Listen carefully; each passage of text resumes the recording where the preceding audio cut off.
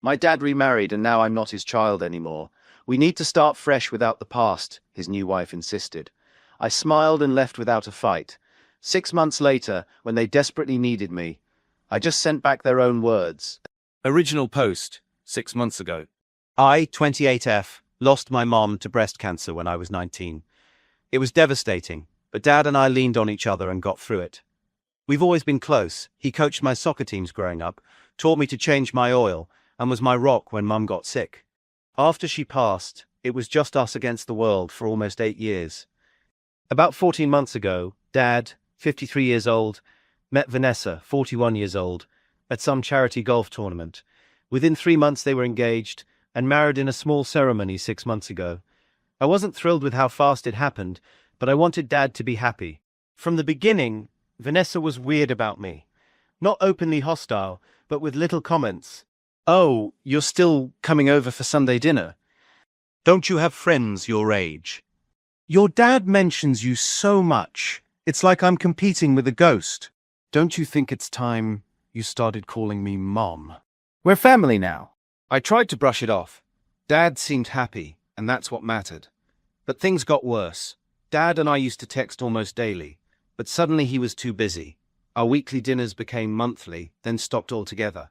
Then came my birthday 2 months ago. We've always celebrated together. It's our thing. But this year I got a text at 9 p.m. Happy birthday, kiddo. V and I are at the spa resort for the weekend. We'll catch up soon. I was hurt, but decided to be direct. I drove to their house the next weekend and asked if we could talk. What followed was the most surreal conversation of my life. Vanessa did most of the talking, while Dad sat there, nodding like a dashboard ornament. We're newlyweds, Emma. We need our space to build our life together. Your father and I are establishing new traditions now. And then the kicker. We need to start fresh without the past. Your constant presence is a reminder of Richard's previous life. I looked at Dad, waiting for him to say something.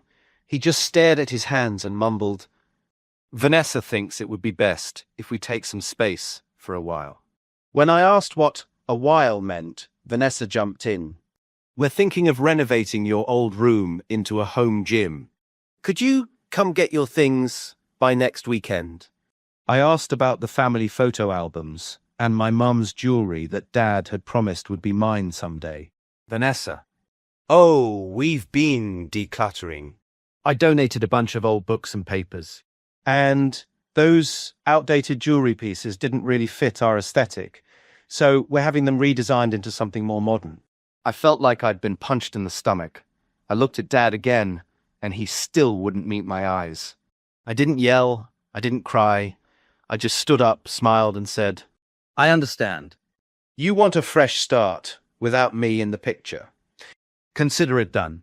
Dad finally spoke up. Emma, that's not what we... But Vanessa cut him off. I think Emma understands perfectly. This is for the best. I went back the next day, when they were out, and used my key to get my remaining stuff. I left the key on the counter with a note. For your fresh start. Good luck with your new life. It's been 3 weeks, and I haven't heard a word from either of them. 9 years of being Dad's only family, of helping him through grief, of being there for every holiday and crisis. And now I'm erased because his new wife wants a fresh start. Update 1. 4 months ago. Hey Reddit, thanks for all the support on my original post. It's been about 2 months since the fresh start conversation, and I wanted to give a quick update. Still no contact from Dad, which hurts worse than anything Vanessa said. I guess I keep expecting him to come to his senses, but nope, radio silence. I've been seeing a therapist. Shout out to Dr. Chen, who is literally saving my sanity right now. She's helping me process what she calls ambiguous grief, mourning someone who's still alive but absent. It's a mindfuck, honestly. I've thrown myself into work. I'm an architectural engineer, and picked up rock climbing as a distraction. My friend Zoe has been amazing, practically forcing me to be social when all I want to do is hibernate in my apartment. One weird thing. I ran into my dad's brother, Uncle Greg, at the grocery store last week. It was awkward, AF, because he clearly didn't know what to say. He mentioned that Dad and Vanessa are planning a vow renewal ceremony for their 6-month anniversary. A vow renewal? After 6 months, who even does that?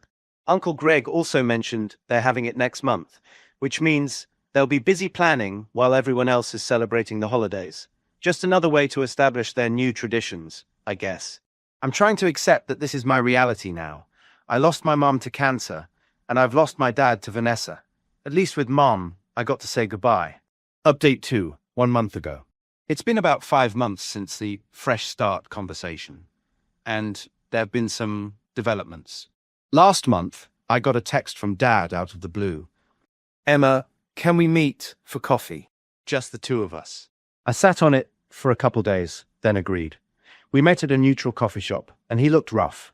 Lost weight, dark circles under his eyes, the works. He started with small talk until I stared him into getting to the point. Turns out Vanessa's been on a spending spree since they got married.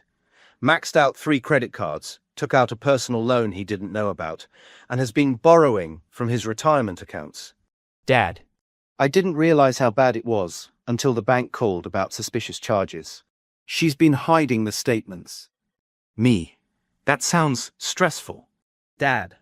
Emma, I know things have been difficult, but you've always been good with money, and I could use some advice.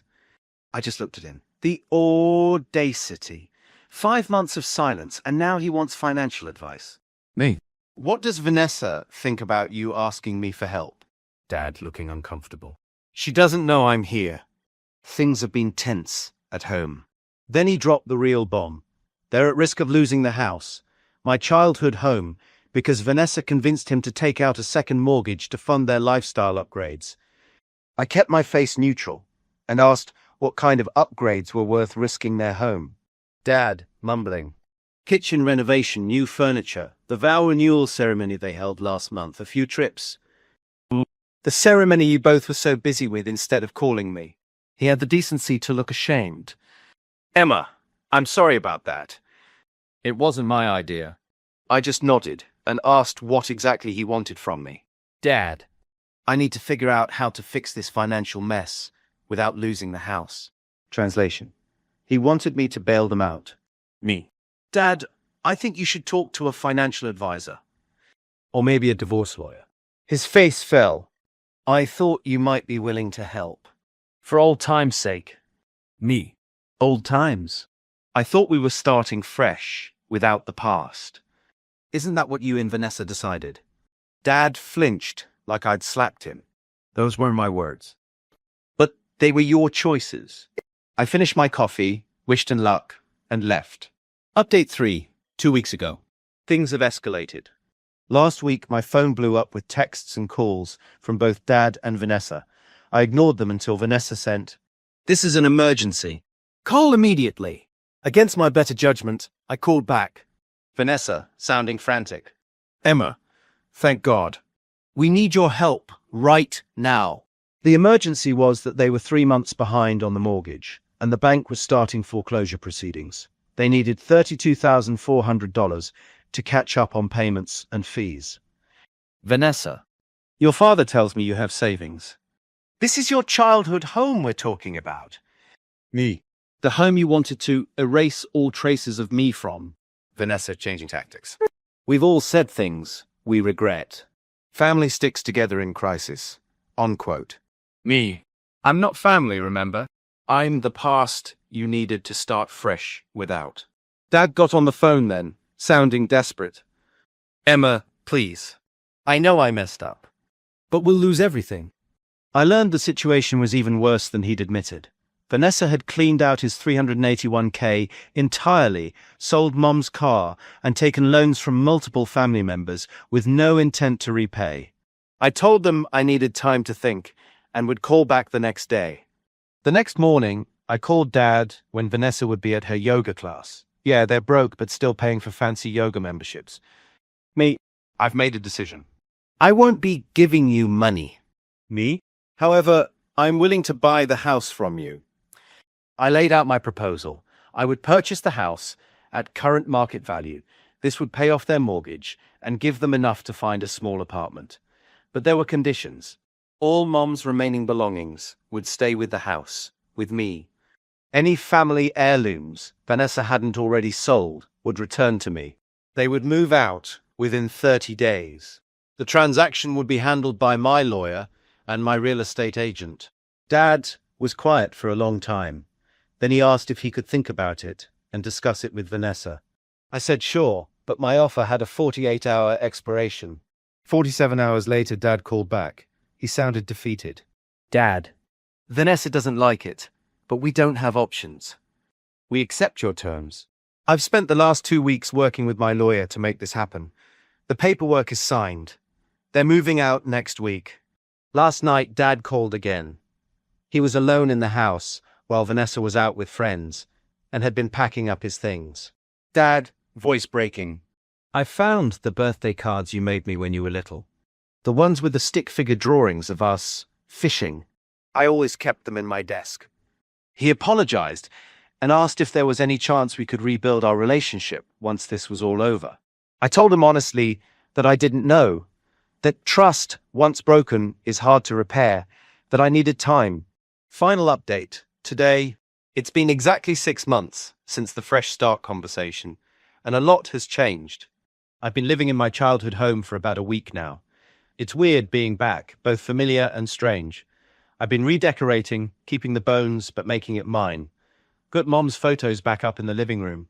Found her old recipes in a box Dad had stashed in the attic and framed them for the kitchen. As for Dad and Vanessa, that situation imploded spectacularly. Just 3 days after moving into their apartment, Vanessa left. Just packed her bags and disappeared. Dad found out she'd met someone else, some rich guy from her yoga class. Apparently she'd been seeing him for months while draining Dad's accounts. Uncle Greg called to tell me, and I felt nothing. No satisfaction, no pity, just emptiness. Karma did its thing without my input. Dad's been calling and texting regularly. At first I ignored him. Then I started responding with brief, neutral messages. Yesterday he asked if he could come by the house to pick up some tools he'd forgotten in the garage. I said okay, but set a specific time and made it clear it would be a short visit. He showed up looking 10 years older and about 20 pounds lighter.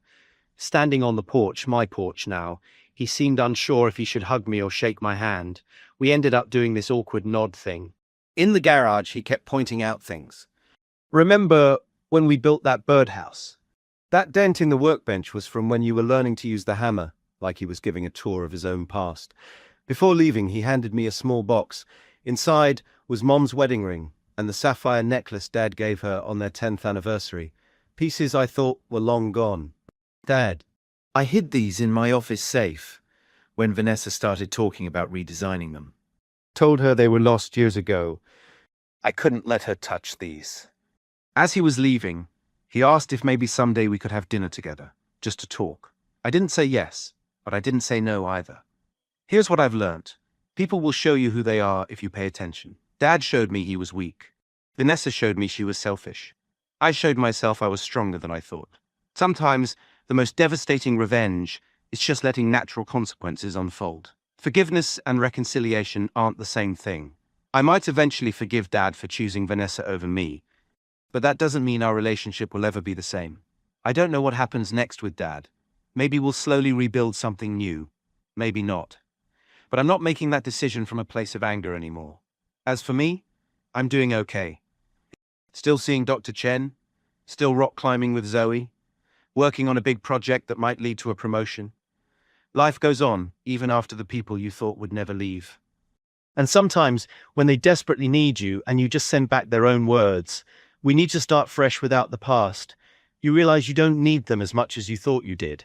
That's my update. Thanks for listening, Reddit.